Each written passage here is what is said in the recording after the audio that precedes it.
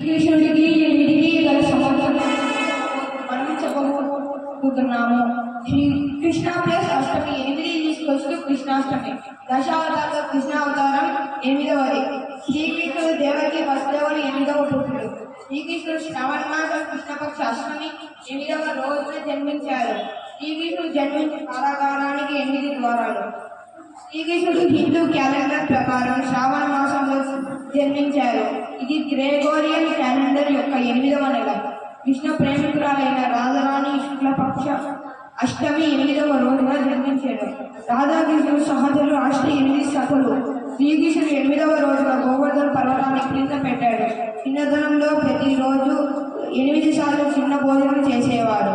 ఆ రోజులు 7 రోజులు ఇంటూ 8 భోజనం ఈక్వల్ టు 56 రకాల ఆహారాన్ని బృందావన వాసులు శ్రీకృష్ణుడికి నైవేద్యంగా సమర్పించారు. శ్రీకృష్ణుడు 64 రోజుల్లో 64 కళలను నేర్చుకున్నారు.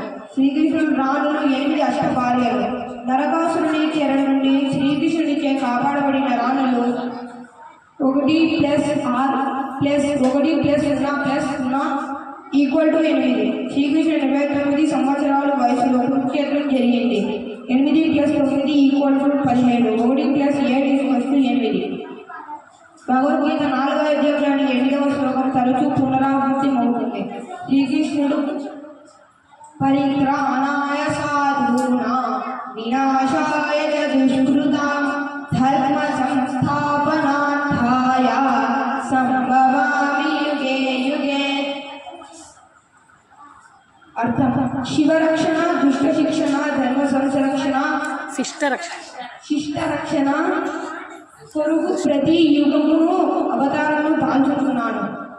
శ్రీకృష్ణుడు భూమిపై దాదాపు 125 1+2+5 8 సంవత్సరాలు 8 నెలలు 8 రోజులు జీవించారు. 8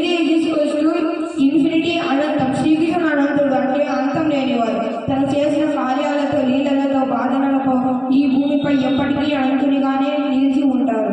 శ్రీ కృష్ణ చైతన్యం మరియు కృష్ణ భక్తి అవగాహన అష్ట 8 వికారాలను దూరం చేసి అష్ట 8 ఐశ్వర్యాలు ప్రాప్తికి సహకరిస్తుంది.